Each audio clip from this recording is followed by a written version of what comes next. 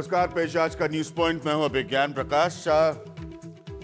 बड़ा दिलचस्प है एक मसला अब जो सामने निकल कर आ रहा है, वो ये कि क्या वाकई बीजेपी घबरा गई है दिल्ली के चुनाव में, या बीजेपी को लगता है, और साफ सवाल मैं पूछूंगा, भाई वो करते रहिएगा, ट्विटर वगैरह को बताया जा रहा है कि यही इसी से सब देश का एजेंडा तय होता है, ट्विटर और फेसबुक से। तो क्या किरण बेदी कमजोर पड़ गई है, या अरविंद केजरीवाल जो है वो भारी पड़ गए? तो ये सारी तरह की बहस जो है वो सामने आ चुकी है, लेकिन इसमें कोई दो राय नहीं है कि दिल्ली में सारी ताकत अपनी पॉलिटिकल पार्टीज ने लगा दी है। मोदी साहब की, देश के प्रधानमंत्री नरेंद्र मोदी की रैली होना बाकी है। अमित शाह निर्देश दे रहे हैं बड़े से बड़े मंत्री को कि आप चार्ज लें, कुछ ही दिन बचे हैं दिल्ली में। 5 फरवरी को यहां पर कैंपेन खत्म हो जाएगा और 7 फरवरी को वोटिंग होगी। तो 5 फरवरी को शाम 5 बजे कैंपेन खत्म हो जाएगा, इसलिए ज्यादा वक्त या ज्यादा समय नहीं है। अब मेरा पॉइंट है, क्या बीजेपी पैनिक कर रही है? क्या मनोरंजन भारती मेरे साथ मौजूद है, हमारे पॉलिटिकल एडिटर है, मेरे पुराने अजीज और मित्र। इन्होंने मनीष सिसोदिया से एक सवाल पूछा था बाबा का ढाबा में। मनीष सिसोदिया ने इनको कहा कि पिछले चुनाव में आम आदमी पार्टी को कोई 3 से 4 से ज्यादा सीटें नहीं दे रहा था। तो उन्होंने कहा मनोरंजन ने कि मनीष सिसोदिया ने मनोरंजन से कहा कि हमें लोग अंडर एस्टिमेट कर रहे थे। मनोरंजन ने मनीष सिसोदिया से कहा तो फिर क्या इस बार आपको ओवर एस्टिमेट कर रहे हैं? अब ये पकड़ना सबसे बड़ा काम है दिल्ली के चुनाव का। मेरे साथ मनोरंजन, जिससे मैंने आपको मिलाया, मौजूद है। रणदीप सुरजेवाला होंगे जो कि कांग्रेस के स्पोक्स पर्सन है। विजय गोयल, भारतीय जनता पार्टी को उनसे बेहतर कौन दिल्ली को जानता है। और आशीष खेतान है जो कि एक प्रिंटिंग एरर हो गया, आशीष आपको बताऊंगा नहीं क्योंकि इसमें आपके लिए लिख दिया है स्पोक्स पर्सन कांग्रेस। मजाक मैं कह रहा हूँ, आशीष आम आदमी पार्टी को रिप्रेजेंट करते हैं, ये प्रिंटर की गलती है, इसको कतई भी मेरी और आशीष की गलती नहीं माने। सवाल अब ये है कि इतने दिग्गज क्यों उतर रहे हैं? मनोरंजन, पहली बात मैं आपसे इसलिए पूछना चाहूंगा कि दिल्ली में सब रहते हैं, आप और हम 20 साल से इस बात को जानते हैं। एक लॉजिकल पॉइंट देखें तो उतरना बड़ा आसान और स्वाभाविक है, लेकिन एक पॉलिटिकल पॉइंट देखें तो उतरने की जरूरत क्यों? ये तो केजरीवाल वर्सेस किरण बेदी का चुनाव है, बाकी बीच में क्यों कूद रहे हैं या उनको कुदवाया जा रहा है? और सबसे बड़ा जो आपने कहा कि बीजेपी क्या नर्वस है, मतलब समझ में नहीं आ रहा है कि 120 सांसद क्या करेंगे 70 सीट के लिए। हाँ। और जिस ढंग से तैयारी की गई है, इसका मतलब जो आपने कहा कहीं पैनिक तो नहीं कर रही है। हाँ। तो इसकी वजह क्या है ये गोयल साहब बताएंगे, क्योंकि जो जहां तक हम जानते हैं दिल्ली बीजेपी कभी एक यूनाइटेड यूनिट नहीं रही, छोटे छोटे गुटों की एक पार्टी रही है। अब ये कहा जा रहा है कि चूंकि किरण बाहर से किरण बेदी को लाए हैं तो ये सारे यूनाइट हो गए उनके खिलाफ, किरण बेदी के ये कहा जाता है। विजय गोयल, बड़ा कड़वा सवाल है, लेकिन सीधा आपसे पूछना चाहूंगा, क्या इस वक्त यही दिक्कत है? ये दिल्ली जिसके आप एक इतने बड़े स्वयं नेता रहे हैं, अब ये किरण बेदी को अंदर से एक्सेप्ट नहीं कर रही है दिल्ली की बीजेपी। दिक्कत ये है असली।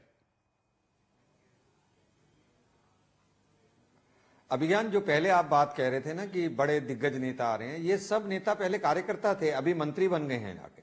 और इससे पहले भी चुनाव में इनकी भूमिका रहती थी, और नितिन गडकरी जी भी चुनाव के अंदर रुचि रखते थे। और हम इन सबको लाके इनको डरा रहे हैं बाकी लोगों को कि हम हर चुनाव को बड़ी गंभीरता से लेते हैं। और जहां तक किरण बेदी जी की बात, आप डर रहे हैं इसलिए आप इतने लोग उतार रहे हैं?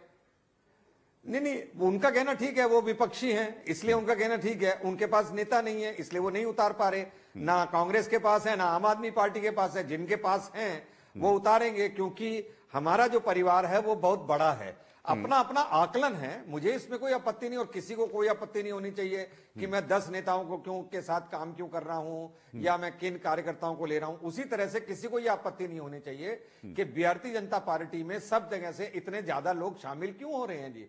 किरण बेदी दिल्ली के अंदर एक नाम रहा है, आप भी जानते हैं, आपके सर्वे भी कहते हैं उनकी एक ऑनेस्ट इमेज रही है, और उसके साथ साथ उनका एक एडमिनिस्ट्रेटिव एक्सपीरियंस है, और उनके आने से पार्टी की शक्ति बढ़ती है। तो जाहिर तौर पर ये किसी और के लिए विवाद का मुद्दा होना ही नहीं चाहिए। हम एक हैशटैग चला रहे हैं, जैसे मैंने कहा ट्विटर वासियों देश के, ये ट्विटर वगैरह करो, मुझे बताया जा रहा है बड़ा महत्वपूर्ण है ये। तो ट्विटर वासियों के लिए एक देश के हैशटैग चला रहा हूं, किरण मौन कैबिनेट ऑन, ये कितना सही या गलत है गोयल साहब? नहीं, मुझे नहीं पता इसका क्या मतलब आप निकाल रहे हैं। किरण मोहन और कैबिनेट ऑन का क्या मतलब किरण निकाल बेदी, रहे हैं? हाँ मनोरंजन, क्योंकि जी, किरण बेदी उनका गला खराब है, उनका गला खराब है, वो भाषण नहीं दे पा रही हैं, लेकिन बाकी कैबिनेट जो है, बाकी कैबिनेट, सेंट्रल इसका कैबिनेट, मतलब जैसे मनोरंजन ने सरल शब्दों में आपको समझाया कि बाकी कैबिनेट गला फाड़ कर बोल रही है भारतीय जनता पार्टी के लिए, और किरण बेदी मौन है, गला खराब है उनका। तो हम यही चला रहे हैं, किरण मौन, नहीं, मुझे कैबिनेट लगता है ऑन। जब आप स्वयं ही कह रहे हैं उनका गला खराब है, तो मैं समझता हूं उसको हमको लाइटर वेन के अंदर नहीं लेना चाहिए। किसी का भी गला खराब हो सकता है, और वो राजनीति के अंदर इस तरीके के पहली बार इतने सारे भाषण दे रही हैं, आप लोग भी सब जानते हैं। तो मुझे ये लगता है कि किरण के आने से बाकी लोगों को प्रॉब्लम हो रही है, और खासतौर से आम आदमी पार्टी को, भाषण दे रही है। आप जो लोग पहले उनको से भी सीएम का आके किरण जी कैंडिडेट को तैयार कर सकते थे, आखिरी मिनट पे ही लाए हैं, तो वो पहली बार ही भाषण देंगी ना। आप तो 2 साल 5 या अगर पहले आपने या देखा 3 हो साल तो, पहले भी ला सकते थे किरण बेदी को। नहीं, बिल्कुल ठीक कह रहे हैं, किंतु वो भी तो आना स्वीकार करती। उन्होंने इससे पहले लगातार वो पार्टी के संपर्क में थी, प्रधानमंत्री नरेंद्र मोदी की नीतियों से रूबरू होकर उनको अच्छा लगा कि भाई देश विकास की ओर जा रहा है, और प्रधानमंत्री नरेंद्र मोदी का ऊपर नेतृत्व रहेगा, और दिल्ली में भी बीजेपी की सरकार होगी, तो जाहिर तौर से तालमेल करके अच्छे रिजल्ट्स दिए जा सकते हैं। तो ये उनके ऊपर भी निर्भर करता था, ये वन वे नहीं था कि हमने उनको कह दिया और वो आ जाते। किंतु आज जो पार्टियां चिल्ला रही हैं, उनको नहीं चिल्लाना चाहिए कि हम किन नेता को ला रहे हैं, क्योंकि इन्हीं नेताओं को वो भी बड़ा प्रयत्न कर रहे थे कि भाई उनकी पार्टी में आ जाओ, ये हम सीएम बना रहे हैं। अब क्योंकि वो नहीं आई, तो कह रहे हैं हम भूल करके पछता रहे हैं जी। अब मुझे नहीं पता कौन कौन सी भूल के लिए कौन कौन माफी मांगेंगे, पर कुल मिलाकर हम तो दूसरी पार्टी में नहीं कह रहे कि काम किसको लेके आ रहे हैं, किसको नहीं लेके आ रहे हैं। तो आम आदमी पार्टी 15 नए कैंडिडेटों को लेकर आई है, जो मिनिस्टर 70 कंस्टिट्यूएंसी में मनोरंजन क्या करने वाले हैं? पता नहीं, पहले 120 एमपी पहले कहा गया था कि 70 एमपी, आज कहा गया 120 एमपी, जो अखिलेश की रिपोर्ट है। और आज देखिए दो कैबिनेट मिनिस्टर, निर्मला सीतारमण और रूडी, उन्होंने ब्रीफिंग की, साथ में अनंत कुमार ने भी ब्रीफिंग की, तो 3 ब्रीफिंग हुई है। कल के लिए पूरा लाइनअप तैयार है। आज सुषमा स्वराज की मीटिंग होनी थी, 2 नहीं हो पाई, लेकिन कल के लिए पूरा आ गया कि जेटली कहाँ बोलेंगे, गडकरी। तो दिल्ली का चुनाव है, 70 विधानसभा सीट है, और इतना बड़ा देखा नहीं कि मतलब अच्छी बात है, तैयारी के साथ आए हैं। हाँ, लेकिन मैं एक ये कांग्रेस से एक सवाल, हाँ मनोरंजन जी, आप आगे रणदीप सुरजेवाला साहब, राहुल गांधी भी चुनाव प्रचार में है। अच्छा लगता है, हम लोग किसी भी माध्यम से राहुल गांधी को अगर देखें तो अपने आप में एक बड़ी बात होती है। तो राहुल गांधी भी चुनाव प्रचार में है, नजर आ रहे हैं, क्या प्रभाव डालेंगे इस बार?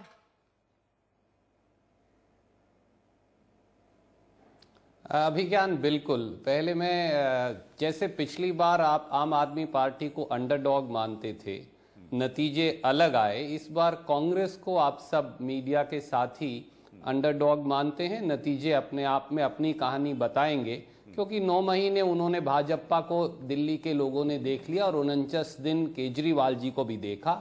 गोयल साहब की विडंबना में समझ सकता हूं। मुझे लगता है दिल्ली में शायद भाजपा के सबसे बड़े नेता और वरिष्ठ नेता, तजर्बेकार नेता गोयल साहब हैं, परंतु भाजपा को plan A, B, C, D, E लागू करनी पड़ रही है। पहली प्लान अभिज्ञान जी हमने देखी कि भाजपा में सिर्फ मोदी जी का चेहरा होगा। यकायक रामलीला ग्राउंड की फ्लॉप रैली के बाद वो प्लान बदली और कहा हम किरण बेदी जी को लाएंगे। फिर किरण बेदी जी जब ये जवाब नहीं दे पाई कि वो नरेंद्र मोदी जी की जो सबसे बिटर क्रिटिक थी लोकपाल और गुजरात मामले पर, और बीजेपी को वोट ना देने की अपील करती थी, तो फिर यकायक बदल गई। उनकी 26 जनवरी की ट्वीट्स और बराक ओबामा जी के नाम का इस्तेमाल करने के बाद अब मुझे नहीं लगता क्या कारण है कि अब उन पर प्रतिबंध लगता है, जैसे भाजपा के नेताओं ने लगाया हो कि आप कुछ ना बोले तो शायद भाजपा को फायदा होगा। और इनके खुद के अध्यक्ष को, प्रदेश के जो अध्यक्ष हैं उपाध्याय साहब, उनको आंदोलन करना पड़ता है उनके समर्थकों को इनके राष्ट्रीय कार्यालय पर। तो चाहे वो केजरीवाल जी हों और चाहे वो किरण बेदी जी हों, ये दिल्ली के पूरे चुनाव को जो व्यक्तिगत बनाने की कोशिश कर रहे हैं, वो मुद्दों से, मूलभूत मुद्दों से चुनाव को भटका रहे हैं। मुझे नहीं लगता कि ये इसमें कामयाब होने वाले हैं, क्योंकि बिजली हो, स्लम्स की डेवलपमेंट हो, मूलभूत इंफ्रास्ट्रक्चर क्रिएशन हो, इन पर, और क्राइम हो इन पर भाजपा को और केजरीवाल जी को बहुत कुछ जवाब देना पड़ेगा, जो जवाब उनके पास है नहीं। ठीक है, मैं अब आशीष खेतान साहब को समय दूंगा। आपसे घबरा रही है भारतीय जनता पार्टी या भारतीय जनता पार्टी से आप घबरा रहे? आपको तो आप ही कह सकते हैं ना, आप लोगों के साथ ये एडवांटेज है, आप तो सीधे आप कह सकते हैं। मुझे हाँ जी बिल्कुल ठीक है, हमें आप भी कह सकते हैं, हमें आप दिल्ली वाले भी कह सकते हैं और हमें आप दिल वाले भी कह सकते हैं। अब मुझे लग रहा है कि ये सीधी लड़ाई दिल्ली की जनता जानना चाहती है भारतीय जनता पार्टी से कि आखिर आपके पास दिल्ली के लिए मुद्दे क्या हैं, दिल्ली के लिए एजेंडा क्या है, क्या देना चाहते हैं दिल्ली को आप। क्योंकि पिछले 3-4 महीनों से अभिज्ञान एक बड़ी अनक्लैरिटी है भारतीय जनता पार्टी के खेमे में, कुछ समझ में नहीं आ रहा है कि वो नेता कौन सा देना चाहते हैं, मैनिफेस्टो क्या देना चाहते हैं। बिजली और पानी के मुद्दे पर आपको याद है कि लोकसभा चुनाव में खूब बोलते थे, अब तो इन्होंने बिजली के मुद्दे पर बोलना भी बंद कर दिया है, पानी के मुद्दे पर बोलना भी बंद कर दिया है। अनाधिकृत कॉलोनी पर उन्होंने कहा अमित शाह जी ने कि बिल लेकर आए, बाद में पता चला कि कैबिनेट का रेजोल्यूशन भी नहीं है।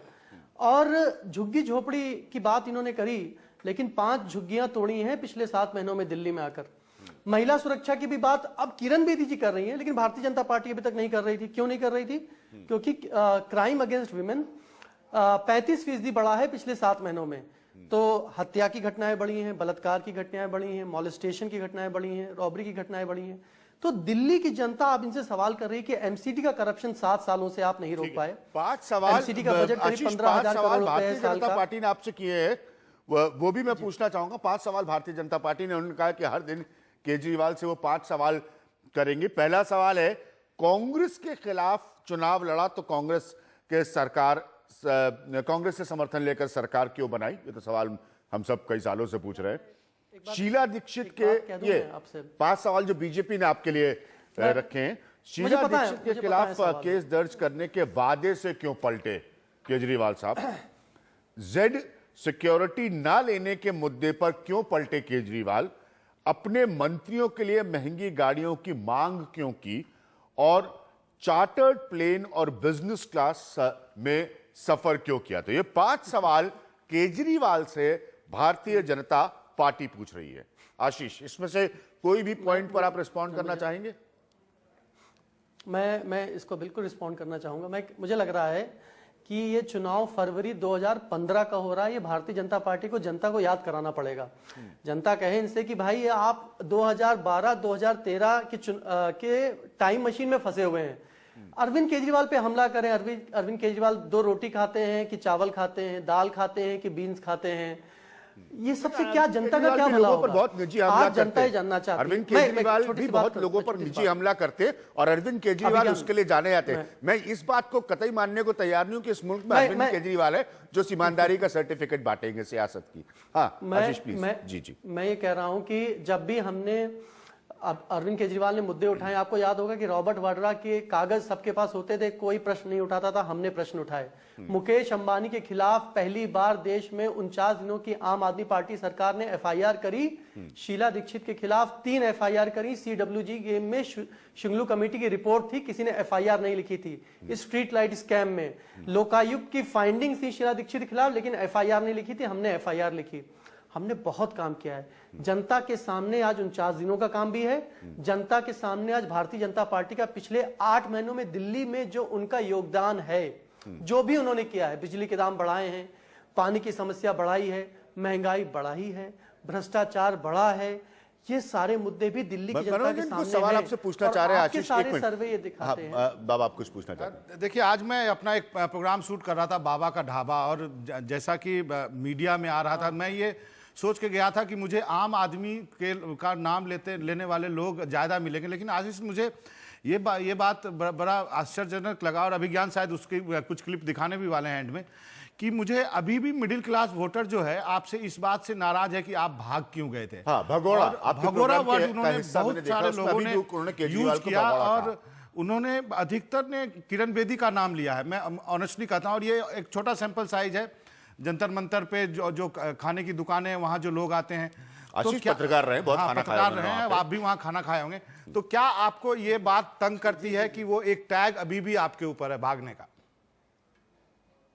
देखिए, वही मैं कह रहा हूं कि आज दिल्ली की जनता देख रही है कि आज दिल्ली के मुद्दों पर कौन लड़ाई लड़ रहा है, दिल्ली के मुद्दों पर कौन बात कर रहा है। और ये भगौड़ा वाला शब्द मुझे लग रहा है कि ये अनपार्लियामेंट्री लैंग्वेज है, अच्छी भाषा नहीं है, अपशब्द का इस्तेमाल है। और आशीष ये खेतान अपशब्द, साहब, एक मिनट, छोटी बात, मैं अपनी बात खत्म कर दूं। आशीष मैं यहाँ पर इंटरप्ट करना चाहूंगा।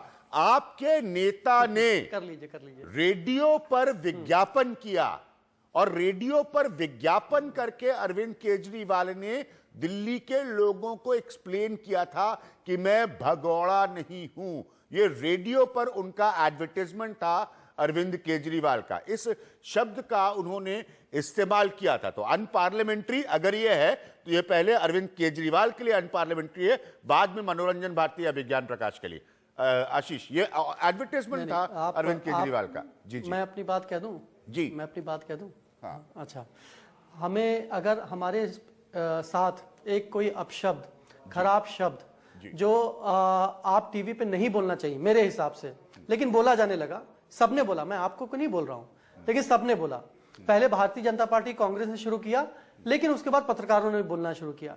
हमने कहा कि इस शब्द का इस्तेमाल हमारे लिए मत करिए, क्योंकि हम ऐसे नहीं हैं। अगर आप ही बताइए अभिज्ञान, मेरे जैसे लोग जो नौकरी वोकरी छोड़कर आए हैं, अगर हमें कहीं राजनीति से, मैं छोटी बात कर दूं, अगर बात नहीं पूरी करने देंगे तो फिर बात नहीं हो पाएगी। आशीष, मैं माफी चाहूंगा, ये वर्ड हमारे नहीं है। मैं बात पूरी, छोटी सी बात कर दूं। इसके पीछे का सवाल का जवाब चाहता हूं कि क्या आपको लगता है मनोज, आशीष अपनी बात ये दाग आपके ऊपर रह गया? मैं ये जानना चाहता हूं। हाँ आशीष प्लीज।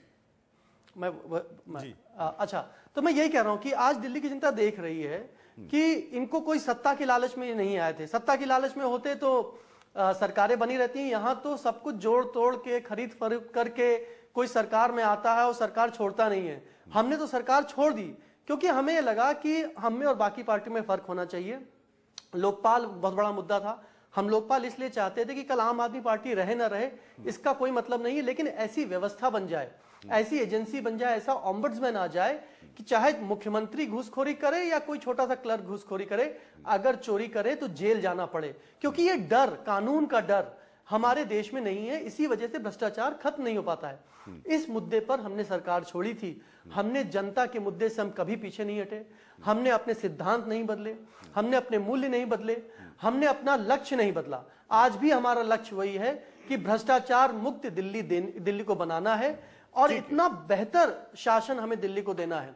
दिल्ली को पहला भारत का भ्रष्टाचार मुक्त राज्य बनाना है। आशीष, आपने अपनी बात रखी। मैं हमेशा कहता हूं, मैं हमेशा अपने मेहमानों से कहता हूं, चुनाव के वक्त में ये कार्यक्रम कैंपेन टाइम नहीं है। सुरजेवाला आपको रिस्पॉन्ड करना चाह रहे हैं। हाँ रणदीप, आप कुछ कहना चाह रहे हैं?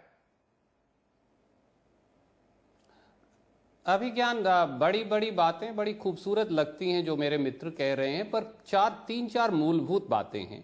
पहली, क्या ये सच नहीं कि इंडिया अगेंस्ट करप्शन में, और अब शांति भूषण जी ने कहा है कि केजरीवाल जी की लीनिंग्स जो हैं उनका झुकाव भारतीय जनता पार्टी के साथ था, और उन्होंने खुद ये माना है कि वो ये जानते थे कि किरण बेदी जी भाजपा की वकालत कर रही हैं, पर वो 2 साल तक इस बारे में चुप क्यों रहे? दिल्ली के लोगों को ये तो बताएं।